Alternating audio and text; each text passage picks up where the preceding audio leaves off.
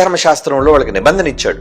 వాళ్ళకి నిబంధన ఇచ్చేటప్పుడు వాళ్ళకు ఒక మాట కూడా చెప్పాడండి. ఏం చెప్పాడు? సరే, వాళ్ళకి దశంభాగాలనే అప్పుడు ఉండేవి కనుక ఆ దశంభాగాల విషయంలో ఆయన మాట్లాడుతూ ఆయన ఒక మాట అన్నాడండి.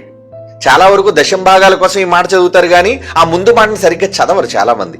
కానీ ఇప్పుడు ఆ మాట మనం చదువుదాం. ఏంటి ఆ మాట? మలాకి గ్రంథం 3వ అధ్యాయం 10వ వచనం. నా మందిరములో ఏమంటున్నాడు?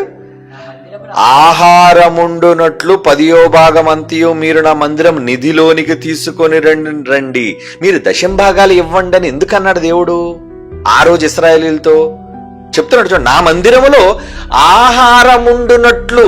అంటే 10వ భాగాలు దేవుడు ఆ రోజు ఇశ్రాయేలీయులకి ఇమ్మని చెప్పడానికి గల కారణం, నా సన్నిధికి వచ్చేవాళ్ళు తృప్తిగా తిని వెళ్ళాలి నా మందిరానికి. ఎందుకంటే యెరూషలేము బంగారు దేవాలయాన్ని, యెహోవా ఉన్నాడు అక్కడ, ఆయన మందసం ఉందని మా తండ్రి, ఆయన చూడ్డానికి వెళ్ళాలండి.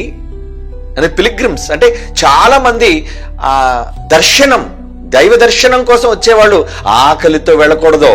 అర్థమవుతుందా మీకు? చాలా మంది దేవాలయాల్లో వాళ్ళు వచ్చిన వాళ్ళకి ఏదో దర్శనం చేసుకుని వెళ్ళిపోతుంటారు. కొంతమంది అన్నదాన కార్యక్రమం చేస్తుంటారండి. అంటే వాళ్ళ మందిరానికి వచ్చిన వాళ్ళకి భోజనం పెడుతుంటారు. ఇక్కడ ఏమంటున్నాడు చూడండి, నా మందిరములో ఆహారం ఉండినట్లు 10వ భాగం అంతయు మీరు నా మందిరపు నిధిలోనికి తీసుకుని రండి. అంటే మీరు దశంభాగాలు ఎందుకు ఇస్తున్నారు? అవన్నీ నిధిలోనికి ఎందుకు వెళ్తున్నాయంటే ఆ నిధిలో డబ్బు విస్తారంగా ఉంటే ఆ ధనంతో మందిరానికి వచ్చిన వాళ్ళకి సంపూర్ణంగా ఆహారం మేము పెట్టాలి.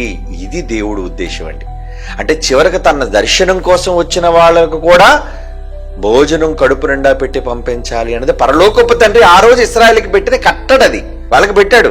దశంభాగాలు ఎందుకు ఇమ్మన్నాడంటే దశంభాగం మీద వీళ్ళు మనసు పెడుతున్నారు కానీ ఎందుకు దశంభాగాలు ఇమ్మన్నాడని దానికోసం ఆలోచించడం మానేశారు. అంటే దశంభాగాలు సేవకులు తీసేసుకుంటున్నారు. ఇది మాది, ఇది మాది, ఇది మాది అని. నీ కోసం కాదు దశంభాగాలు ఇమ్మన్నది. ఇది దశంభాగం సేవకుడిది, యాజకుడిది అని అనుకుంటున్నారే కానీ ఆ యాజకుడు ఏం చేయాలో తెలుసా?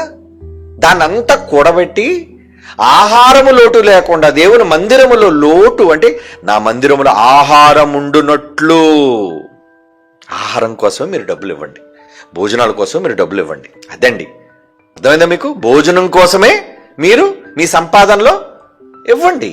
మీరు ఇస్తే నేను భోజనం సిద్ధం చేస్తాను. వచ్చిన వాళ్ళు ఎంతమంది అయినా, ఇలా లక్షల మంది అయినా సరే భోజనం నేను సిద్ధం చేస్తాను.